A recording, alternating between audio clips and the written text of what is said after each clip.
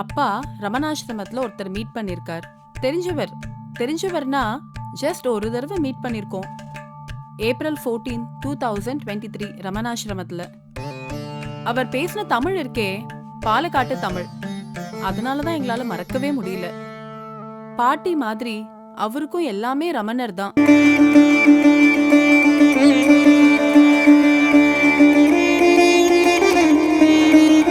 ஓம் நமோ பகவதே ஸ்ரீ ரமணாய. நான் KH கணபதி சுப்பிரமணியன், அதாவது கல்பாத்தி ஹரிஹர மகாதேவ கணபதி சுப்பிரமணியன். பிறந்தது கல்பாத்தியில, வளர்ந்தது மும்பைல, ஜோலி செஞ்சது பல இடங்கள்ல.